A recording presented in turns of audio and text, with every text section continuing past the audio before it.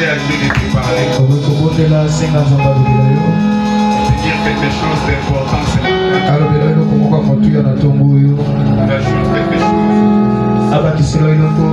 qui te montre la voie, qui t'indique la trajectoire. La trajectoire qui va t'amener tout droit vers la grandeur. Car ce matin, Dieu veut te rappeler que tu as reçu l'appel à la grandeur. Que par son esprit, pendant que tu seras en train d'écouter cette parole, que ton esprit soit illuminé, que ton intelligence soit éclairée, afin que tu vois Père, qu'est-ce qu'il faut entreprendre pour que tu entres dans la voie de la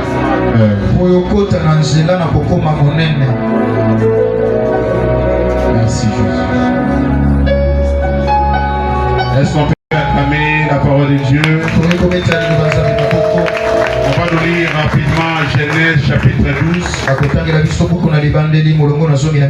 Du 1er au 3e verset. Amen.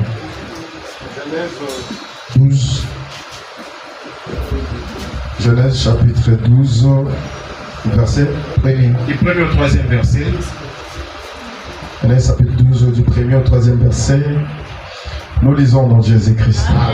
L'Éternel dit à Abraham, va-t'en de ton pays, de ta patrie et de la maison de ton père dans le pays. Amen. On demande à Abraham de sortir.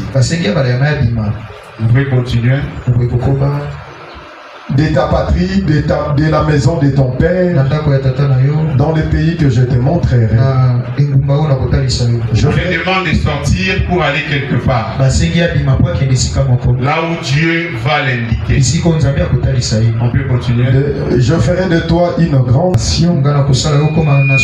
Donc on les fait sortir pour faire de lui une grande nation. Et je te bénirai. Je rendrai ton nom grand. Le nom d'Abraham sera grand. Parce qu'il est sorti. Parce qu'il est allé là où Dieu l'a indiqué. C'est pour ça que son nom sera grand. Vous pouvez continuer. Tu seras une source de bénédiction. 3. Je bénirai ceux qui te béniront. Je maudirai ceux qui te maudiront. Donc il y a une bénédiction qui est attachée à ceux-là qui vont bénir Abraham. Il y a aussi une malédiction qui est attachée à tout celui qui va maudire Abraham. Est-ce qu'on peut acclamer la parole de Dieu? Et puis on peut répondre nos places. Amen, amen. Amen. Ce que nous voulons parler ce matin, c'est la trajectoire de la grandeur. Tu es appelé à atteindre les stades de la grandeur. Est-ce que je suis en train de parler à une personne? Tu es appelé à atteindre les stades de la grandeur. Écoutez, la Bible dit ceci. Un peu de folie au début. Elle dit ceci, que Jaébet était le plus considéré de ses frères. Est-ce que nous sommes ensemble? Amen. C'est-à-dire, à cette époque-là, Jaébet était le plus considéré parmi ses frères. Mais dans cette dispensation, nous, dans cette dispensation, nous aussi nous avons une personne. Cette personne-là, la Bible dit que son nom a été souverainement élevé, afin que tout genou puisse fléchir devant ces noms-là. Aujourd'hui, parmi les prophètes, parmi les noms qui sont en train de circuler, il n'y a pas un nom qui est le plus considéré que le nom de Jésus. Parce que dans le nom de Jésus, il y a la grandeur. Mais on peut aussi donner une autre couleur de cette folie. Parce que la Bible dit ceci, que Jaébet a été mise au monde par la souffrance. La grandeur que Christ t'appelle à être, c'est aussi suite à la souffrance qu'il avait connue sur la croix. Mais dans une autre couleur, quand on est en train de dire que Jaébet a été mis au monde par voie de la souffrance, nous voyons aussi que sur la croix de Golgotha, Jésus-Christ était en train de donner naissance dans la souffrance. Il était en train de donner naissance à l'église.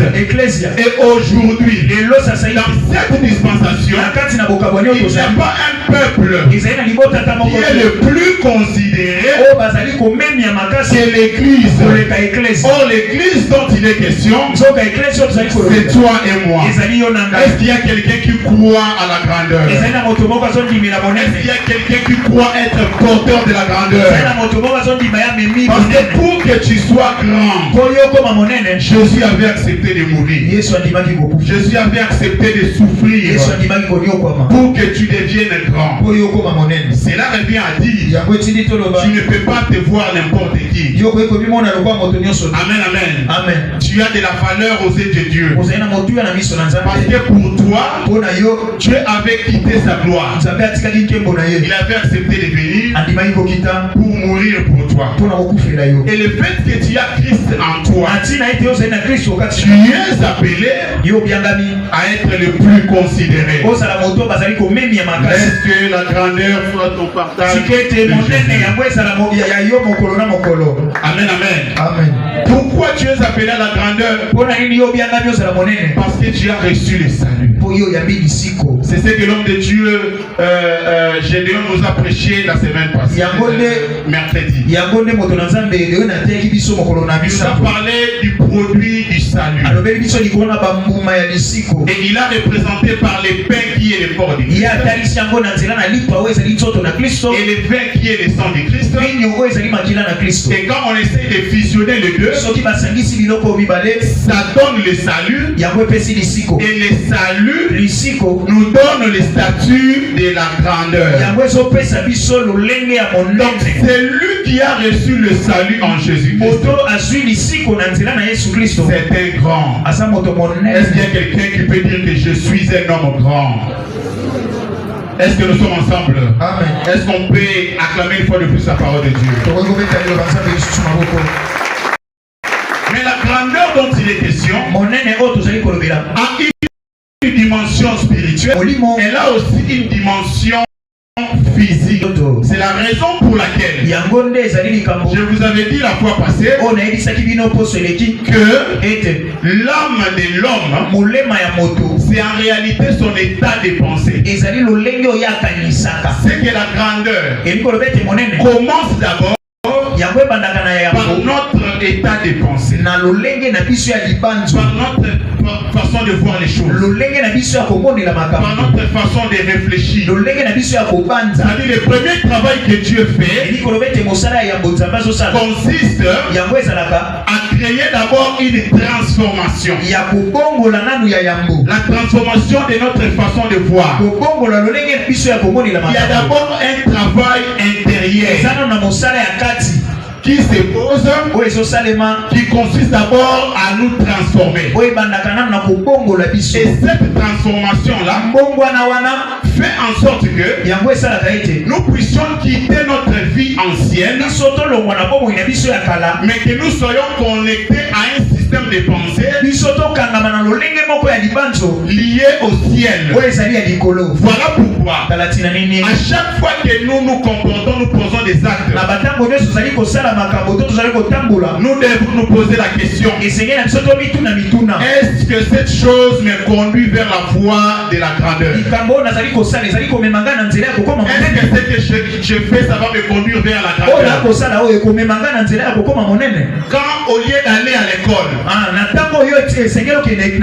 vous vous profitez pour fuir et aller voir tes copains ou bien tes copines. Maintenant il faut se poser la question: la voie que j'ai empruntée, est-ce que ça va me conduire vers la grandeur? Quand il faut étudier, au lieu d'étudier de façon assidue, dans l'assiduité, toi tu te fais star à l'école, tu dois te poser la question: est-ce que cette voie va me conduire à la grandeur? Quand au lieu d'investir dans des choses qui sont sérieuses, mais toi tu t'investis dans des futilités, tu dois te poser la question: est-ce que ça va me conduire vers la voie de la grandeur? Est-ce qu'on peut acclamer la parole de Dieu? Ce qu'il faut savoir est que la grandeur, ce n'est pas un statut qui se détermine par la quantité de richesses acquises. La grandeur pour un homme, c'est être une personne qui est bénie par Dieu. Amen, amen. C'est-à-dire tout commence d'abord par le fait de recevoir la bénédiction de Dieu. C'est la raison pour laquelle on peut être un enfant de Dieu. On se comporte normalement, mais on vit dans la galère. Mais on vit dans la souffrance. Mais on manque même de quoi se vêtir. On peut manquer aussi de quoi manger. Mais vous êtes une personne qui est bénie. Parce que la bénédiction, ce n'est pas d'abord des millions, mais la bénédiction, c'est la faveur de Dieu. Est-ce que nous sommes ensemble? Cela revient à dire: on peut être grand tout en étant pauvre. C'est-à-dire, rien qu'en regardant le frère Moïse, je sais qu'aujourd'hui il n'a pas de véhicule, il n'a peut-être pas de parcelle, mais quand je les regarde, je sais voir que j'ai affaire à un grand homme. Pourquoi? Parce que en lui, il est porteur de quelqu'un qui est le plus considéré. Il porte en lui l'homme qui est élevé au-dessus de tous les noms. Et cet homme-là s'appelle Jésus. Est-ce qu'il y a un porteur de Jésus en ces lieux? Est-ce qu'il y a un porteur de Jésus en ces lieux? Il y a Jésus en toi et que tu as la vocation à vivre la grandeur. Est-ce que nous sommes ensemble? Est-ce qu'on peut une fois de plus acclamer la parole de Dieu? Amen, amen. Parce que la richesse est quantifiable. La richesse est matérielle. La richesse est physique. Alors que la bénédiction est immatérielle. La bénédiction, c'est d'abord la faveur de Dieu. La bénédiction peut faire en sorte que même si tu manques aujourd'hui, demain tu auras. Même si tu es malade aujourd'hui, mais comme tu as Jésus en toi, la maladie peut faire tout ce qu'elle peut. Mais conformément à Job, elle elle ne touchera pas à ta vie. Et que Dieu guérisse quelqu'un ce matin. Que Dieu guérisse quelqu'un de la maladie. Que Dieu guérisse quelqu'un de la pauvreté. Dans le nom suprême du nom de Jésus. Amen, amen. Donc la voie, la trajectoire qui nous conduit vers la grandeur se trouve en Jésus-Christ. Qu'est-ce que cela signifie? Vous verrez que c'est que Dieu est venu, quand Dieu est venu vers Abraham,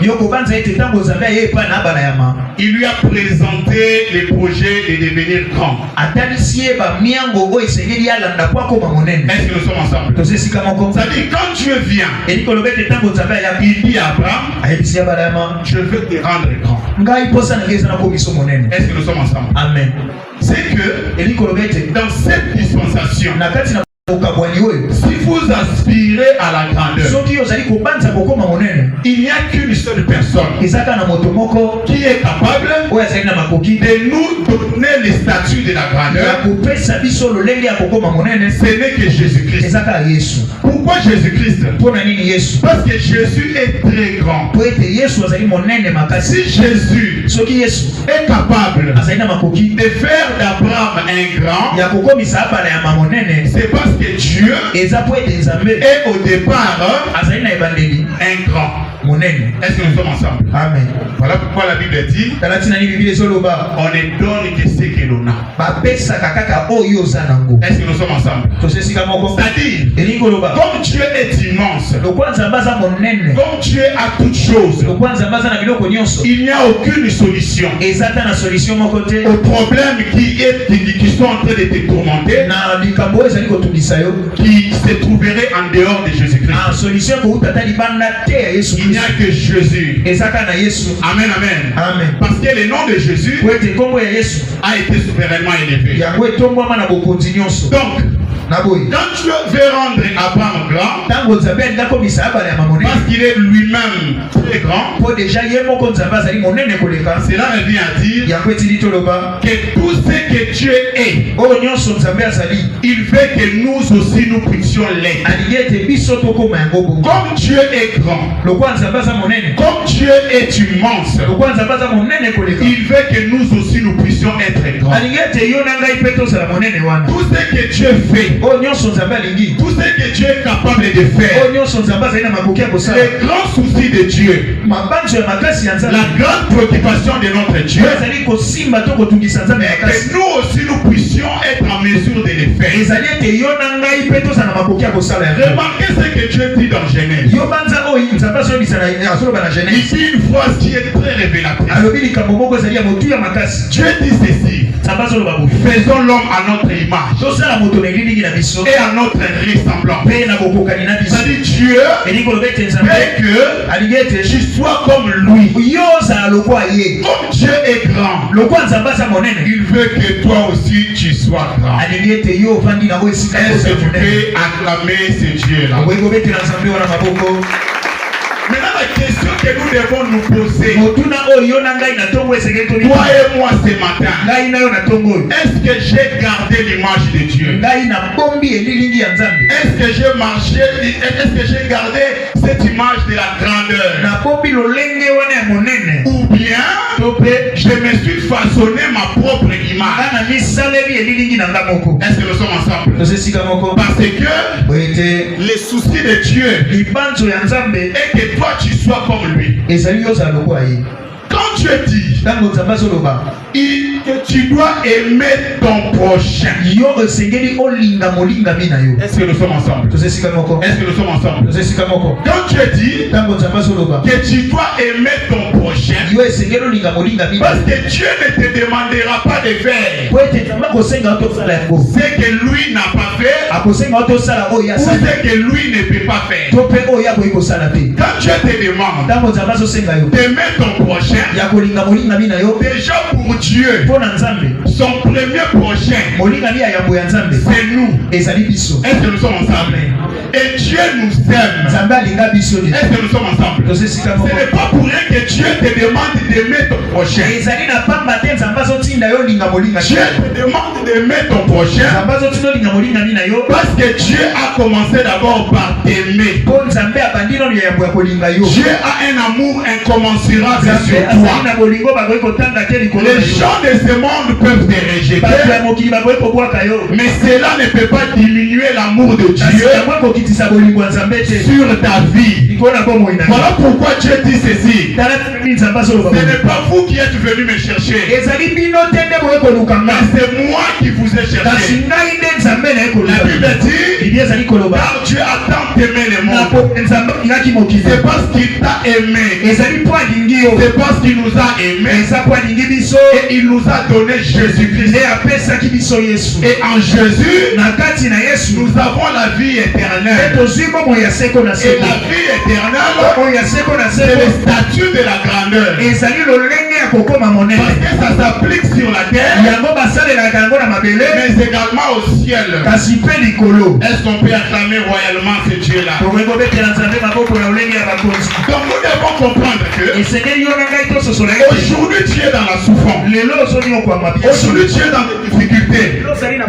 Mais le Dieu pour lequel tu crois, il est le Dieu de la grandeur. Tu es dans la trajectoire de la grandeur. Tu peux perdre aujourd'hui, mais cette perte est là. Ne sera pas à comparer avec la bénédiction que tu auras demain. Dieu nous bénit toujours plus que les souffrances que nous avons endurées. La souffrance n'est qu'une école. Maintenant il faut avoir l'esprit pour comprendre que malgré la souffrance, je sais que je suis dans un parcours. Je suis un homme grand. Je suis appelé à la grandeur. Voilà pourquoi nous insistons à ce que nous nous attachions à Jésus-Christ. Parce que c'est Jésus qui est la seule voie. C'est Jésus qui est le seul canal qui peut conduire toi et moi vers la grandeur. Est-ce que tu peux acclamer ce Dieu-là?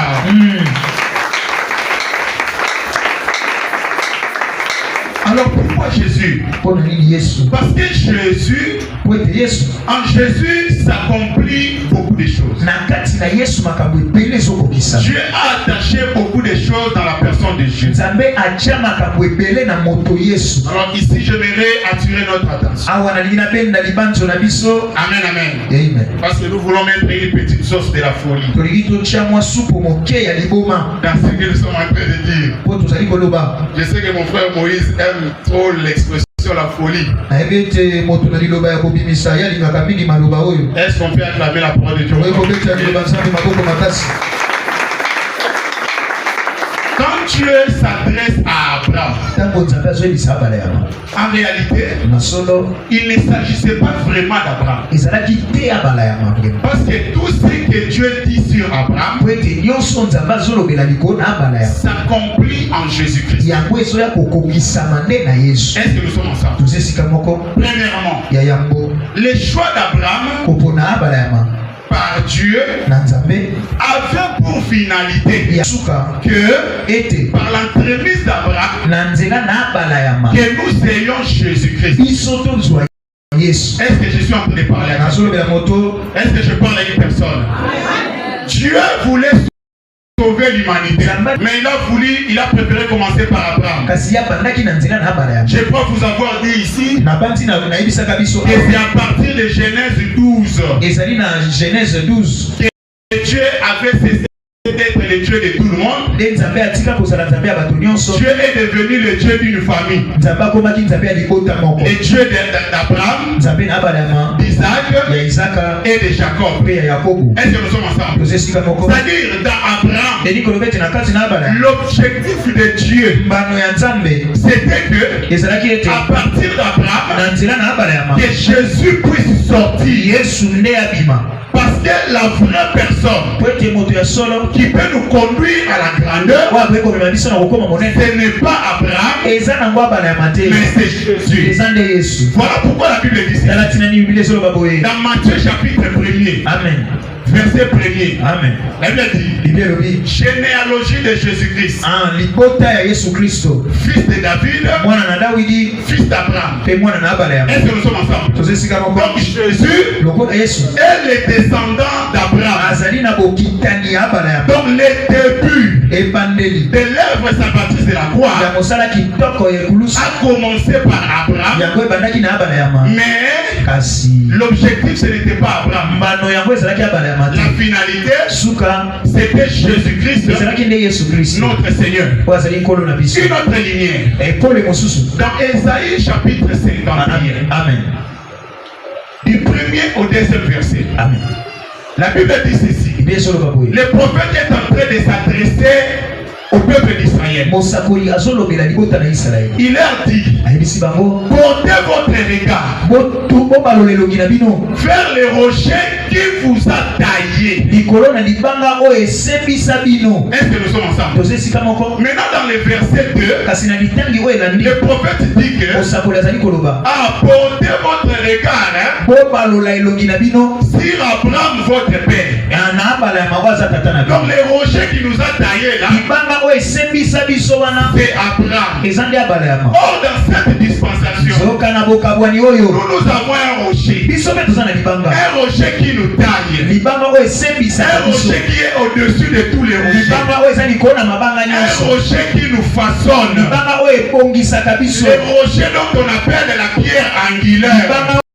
Les rochers sur lesquels, si vous baptisez quelque chose, ça ne peut plus tomber. Ces rochers-là, c'est Jésus-Christ de Nazareth. C'est Jésus qui nous taille. C'est Jésus qui nous façonne. C'est que la voie qui nous conduit vers la grandeur. Il faut se laisser tailler par le véritable rocher qui est Jésus-Christ de Nazareth. Mais malheureusement, aujourd'hui,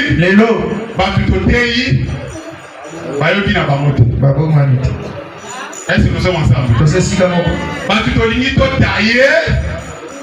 Est-ce que nous sommes ensemble? Amen.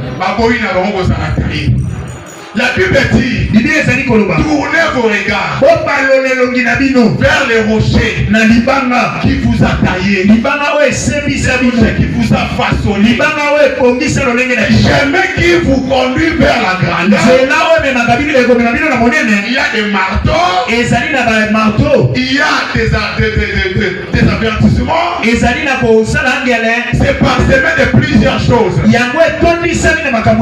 il faut comprendre que ça c'est un rocher qui est en train de me tailler pour me conduire vers la grandeur.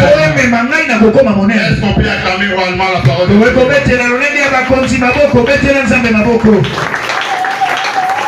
C'est que si tu gardes, j'ai dit au début, la grandeur, c'est le travail intérieur. C'est l'état de la pensée. Moi je peux te regarder comme ça. Ça c'est un grand monsieur. Ça c'est une grande dame. Est-ce que nous sommes ensemble? Hier j'ai vu ma soeur Majoie. Elle a publié un statut où elle a été admise dans l'ordre des infirmiers. J'ai dit, ça c'est une brave femme. Ça c'est une grande dame. Je l'ai félicité. Et dans les jours à venir, vous verrez ce que Dieu accomplira dans cette dame. Tout nous savons voir. Est-ce qu'on peut acclamer la parole de Dieu? Amen, amen. Amen. La grandeur, c'est aller là où Dieu t'invite. Abraham devait sortir. La grandeur, ce n'est pas là où tu es. La grandeur, ce n'est pas dans les seules habitudes que nous avons. La grandeur t'attend quelque part. Il suffit que tu puisses abandonner toutes les festivités que tu entres dans la voie de Jésus. C'est Jésus qui est notre modèle. C'est Jésus qui nous conduit dans la grandeur. Voilà pourquoi Dieu dit à Abraham, vous devez quitter. Moi aujourd'hui, je ne te dirai pas de quitter. Parce que quitter dont il est question, ce n'est pas quitter physique, c'est quitter spirituel. Est-ce que nous sommes ensemble? Si tu restes dans ce que tu es, dans le Seigneur, ce n'est pas pour te flatter. Après 5 ans, tu vas toujours garder ces statuts-là. Tu vas toujours garder ces niveaux-là. Parce que ce que tu poses comme acte aujourd'hui détermine ce que tu seras demain. Mais ce que Dieu te dit ce matin, entrer dans la trajectoire de la grandeur, abandonner les anciennes habitudes et de suivre Jésus. Est-ce qu'on peut acclamer royalement?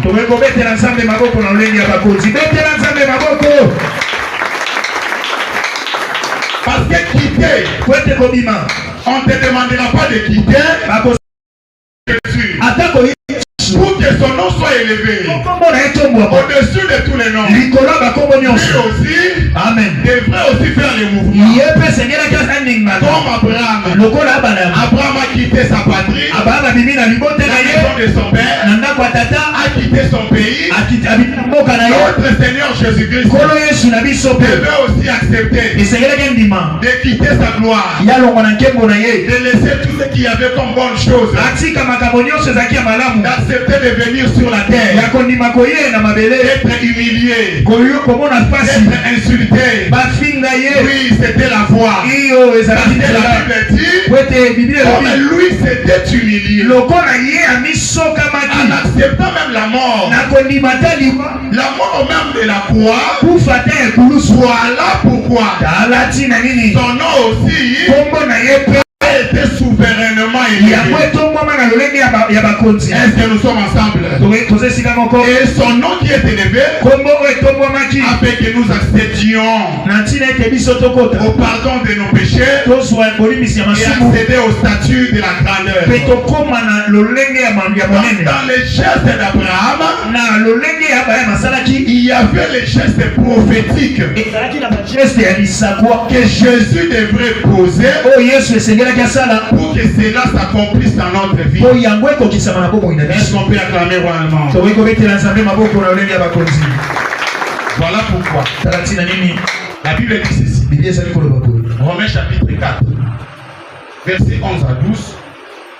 La Bible dit que Abraham est le père de notre foi. Est-ce que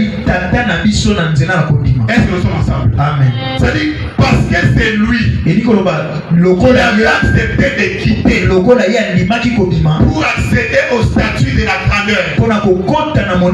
Il est aujourd'hui notre référence. Abraham est considéré comme le père de notre foi. Parce que la Bible dit dans Hébreux chapitre 11, Amen. Verset 8, Amen, que c'est par la foi qu'Abraham avait obéi à l'instruction de Dieu. Abraham était sorti allant quelque part là où il ne savait pas. Ici il me précise qu'il allait là où il ne savait pas. Parce que Dieu lui avait dit ceci: va là où je t'indiquerai. c'est que il y a certaines orientations qu'on peut te donner sans t'expliquer en profondeur les bien fondés de ces orientations. Mais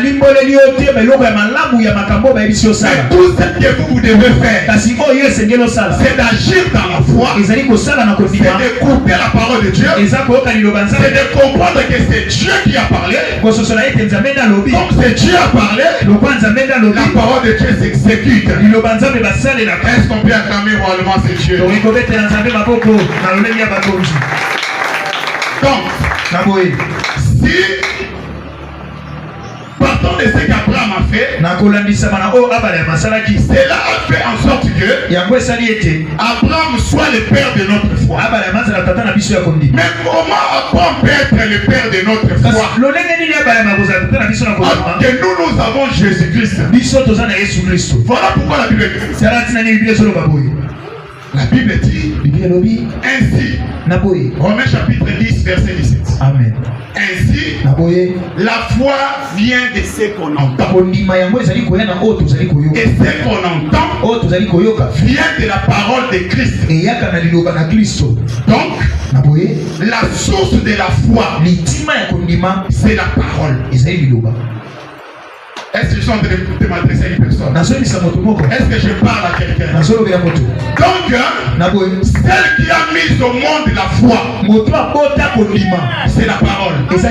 Or, la Bible dit ceci. Au commencement, c'était la parole. La parole était avec Dieu.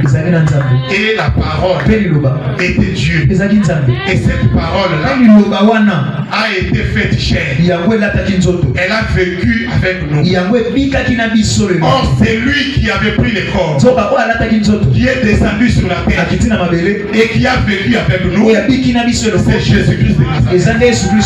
Donc, le véritable père de notre foi, ce n'est pas Abraham, c'est Jésus-Christ. Parce que Jésus, c'est la parole. Or, c'est de la parole qui sort de la foi.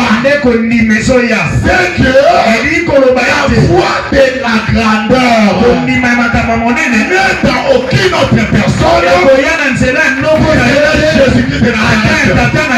Le nom de Jésus soit élevé de génération en génération. Parce que c'est le seul nom qui nous a été donné.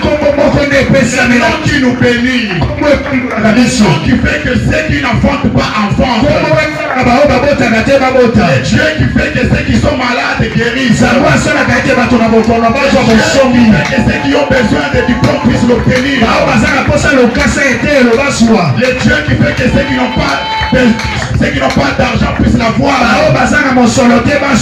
Le Dieu qui est capable de tout accomplir dans la vie d'une personne, c'est Jésus-Christ. Est-ce que nous sommes ensemble? Voilà pourquoi la Bible dit ceci. Dans l'histoire du pauvre Lazare, la Bible dit que quand Lazare est mort, Amen, amen. La Bible dit que Lazare est allé dans les seins d'Abraham. Est-ce que nous sommes ensemble? C'est-à-dire, Abraham dont il est question, ce n'est pas Abraham. Les seins d'Abraham là, ça renferme une folie. Parce qu'en réalité, les seins d'Abraham, c'est les lieux du repos. Est-ce que nous sommes ensemble? Donc tout ce que Dieu était en train de dire sur Abraham, en réalité, c'était pour que ces prophéties s'accomplissent en Jésus. Pourquoi? Parce que Dieu voulait gagner plus d'hommes, voulait avoir plus des âmes, mais il s'est servi d'Abraham. Avec Abraham, on a eu Israël. Israël physique, c'est ça Abraham. Est-ce que nous sommes ensemble? Or, en réalité, réalité, ce n'était pas Abraham. C'était Jésus qui devrait travailler. Parce que entre Abraham et Jésus, c'est Jésus qui a donné à Dieu plus de personnes qu'Abraham. Parce que dans Abraham, physiquement, nous ne voyons que l'État d'Israël. Or, en Jésus-Christ, nous avons l'Église. Est-ce que nous sommes ensemble? C'est-à-dire, pour que quand tu es en train de parler d'Abraham, en réalité, Dieu voulait rendre son propre nom grand. Ce n'était pas Abraham qui devait être grand, mais c'est plutôt le nom de Dieu qui devrait devenir grand par le canal d'Abraham. Voilà pourquoi toi qui as Jésus, tu as la vocation de la grandeur. Déjà tu es un grand. Amen, amen. Amen. Et tu dois entrer dans ces chemins. Amen, amen. Parce que quand je dis j'ai rendu ton nom grand, le nom qui est le nom dessus de tous les noms, c'est le nom de Jésus. Et Dieu dit ceci: je bénirai ce qui te bénira, je maudirai ce qui te maudira. Aujourd'hui, bénir et maudire, ça aussi une signification. Amen, amen. Parce que Jésus, c'est la parole. C'est lui qui obéit à la parole de Dieu. Il est en train de bénir Jésus. Est-ce que je suis en train de parler à quelqu'un? Est-ce que je parle à une personne? C'est lui qui obéit à la parole de Dieu. Est en train de bénir le nom de Dieu. Et lui aussi il sera béni. C'est lui qui ne respecte pas la parole de Dieu. Ah, c'est ça maudire Abraham. Bénir Dieu dans cette dispensation. Parce que les gens confondent. Aujourd'hui, je bénirai ce qui te bénira. Ce n'est plus Israël. Parce que ce n'est pas le temps d'Israël. Israël aujourd'hui n'a pas Dieu. Israël aujourd'hui est dans l'abomination. Il y aura un temps que Dieu va réparer avec Israël. Pour le moment, c'est l'Église. Parce que nous avons Jésus. Et Jésus opère en nous. Est-ce qu'on peut acclamer la parole de Dieu? Maintenant, il faut être sensible. Parce que Dieu a plusieurs manières pour nous conduire dans la voie de la grandeur.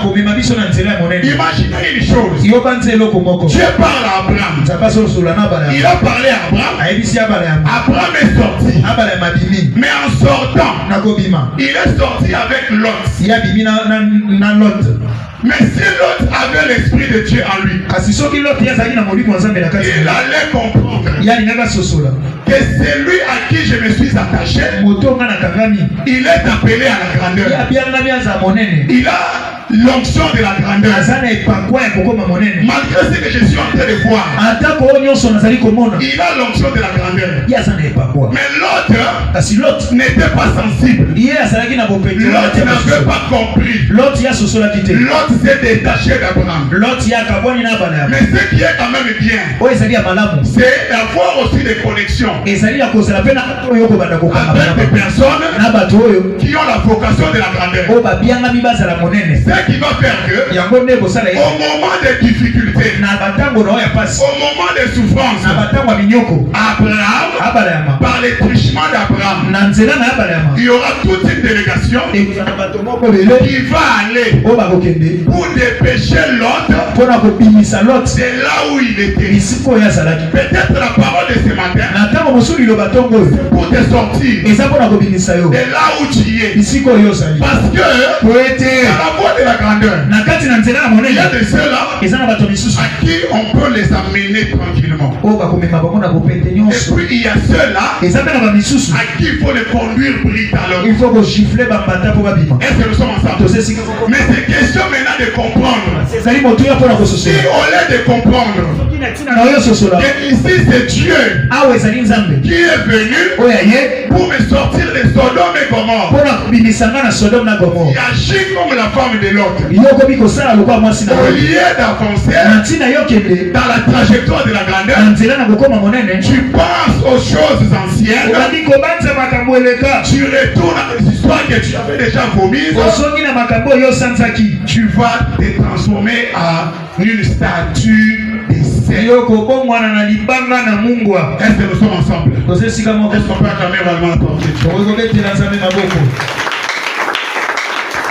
Ce que nous faisons ce matin, c'est de vous rappeler que le Dieu que nous servons nous appelle à la grandeur. Nous ne sommes pas ici pour encourager les bêtises. Ce n'est pas ça notre mandat. Parfois il faut se poser des questions. Pourquoi Dieu m'a envoyé ici? Pourquoi Dieu a mis à côté de moi celui-ci? Notre frère nous a prêché la fois passée. Il a dit que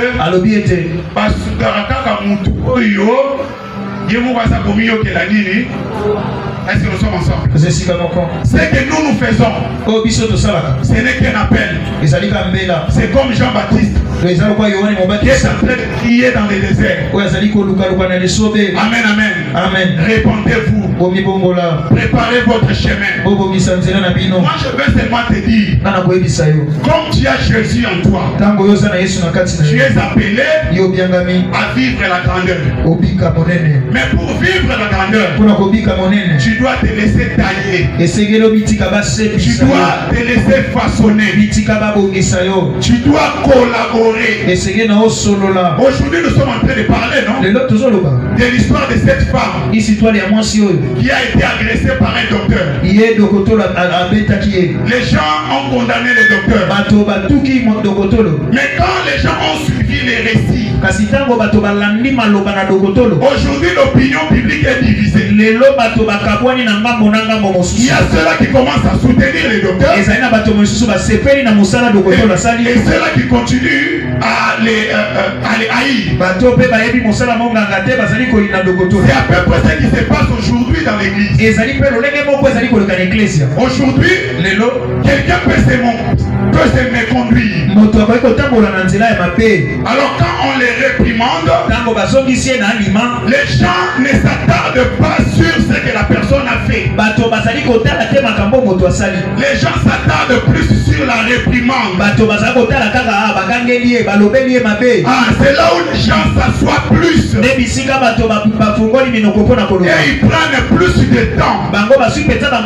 Or, en prenant plus de temps, in fine, en définitive, vous allez dire, d'ailleurs, serpent est-ce que nous sommes ensemble? Est-ce que je suis en train de parler à quelqu'un? Le message que nous apportons, c'est de vous amener à la grandeur. Jean-Jacques Rousseau, dans son célèbre ouvrage appelé Émile, il a parlé du pédocentrisme. Il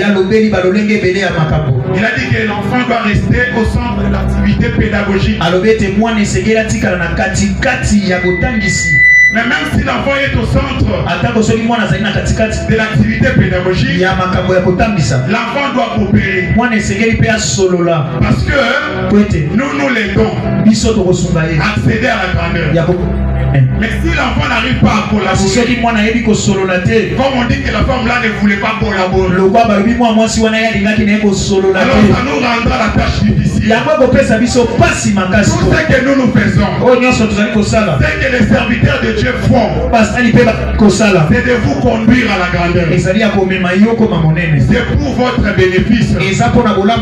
Le Dieu auquel nous servons, c'est un Dieu grand. Il veut que nous soyons aussi grands. Mais il y a des choses qui ne nous conduiront pas dans la grandeur.